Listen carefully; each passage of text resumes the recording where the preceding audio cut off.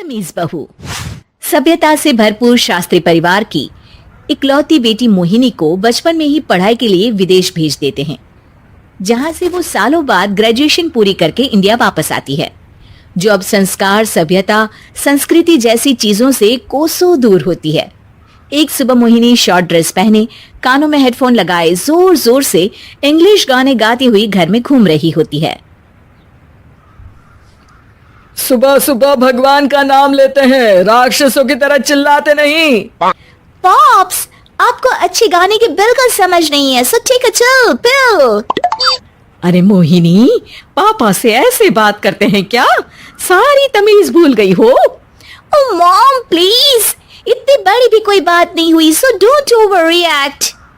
ऐसे ही दिन बीतते हैं जिसमें मोहिनी के तौर तरीके, रहने और बात करने का ढंग उसके मम्मी पापा को परेशान करने लगता है। भला कोई मानेगा कि ये मेरी बेटी है? रीति रिवाज और संस्कारों से तो इसका दूर दूर तक कोई नाता नहीं, और अब तो लगता भी नहीं कि कभी होगा। अरे ऐसे कैसे नहीं होगा? लड़कियां सारे नखरे अपने माँ बाप को ही दिखाती है। ससुराल जाकर उन्हें सब कुछ करना भी पड़ता है और मानना भी। पत्नी की बात शास्त्री जी समझ जाते हैं और कुछ ही दिनों में अपने से भी ज्यादा धार्मिक परिवार में निखिल के साथ मोहिनी का रिश्ता पक्का कर देते हैं। रिश्ता तो पक्का कर दिया, पर यहाँ मोहिनी को कैसे मनाएंगे? शादी ब्याह के मामले में आटे में नमक जितना झूठ तो चलता है जी।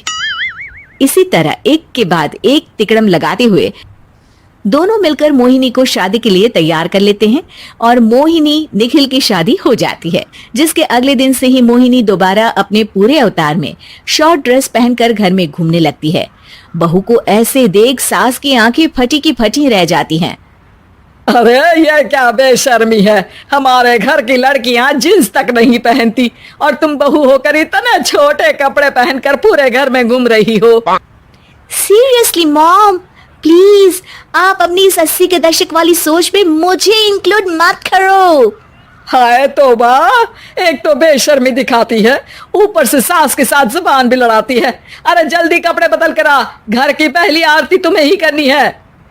इतनी देर में निखिल भी वहां आ जाता है। माँ पापा आने वाले हैं, पूजा का सारा सामान तैयार है ना?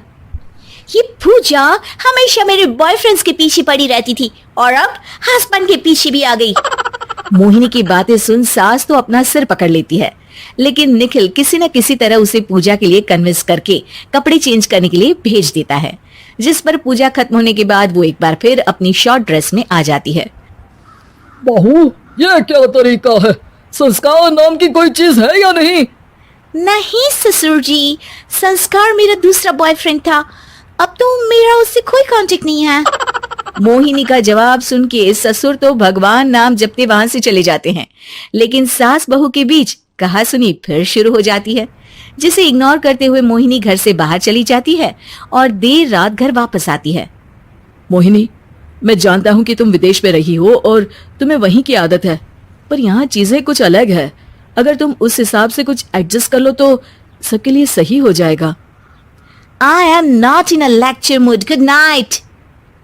अगली सुबह मोहिनी देर से उठकर एक बार फिर उसी तरह सबके सामने आती है, जिस पर उसकी सास कुछ बोले उससे पहले ही मोहिनी की दोस्त मोनिका और रेचल वहां आ जाती हैं। Oh hi darling, how are you? OMG, we missed you so much.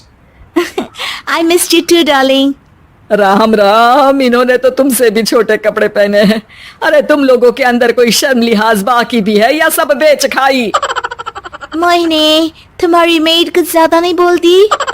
इस पर मोहिनी की दोस्त उसकी सास का मजाक बनाने लगती है, जिसे सुन निखिल उन्हें जवाब देते हुए कड़वे शब्द सुना देता है और वो सुन के वो दोनों तो मुंह बनाए वहां से चली जाती है, लेकिन गुस्से से लाल मोहिनी वहीं खड़ी निखिल को घूरती रहती है। घूर क्या रही हो? तुमसे शादी की ये सोचकर कि विदेश में पढ़ी लिखी हो, घर में कोई पॉजिटिव चेंज लाओगी, अपनी करियर के लिए एम्बिशियस होगी, पर अपने इस बिहेवियर से उस पढ़ाई के साथ साथ अपने मम्मी पापा के नाम को भी डुबो रही हो।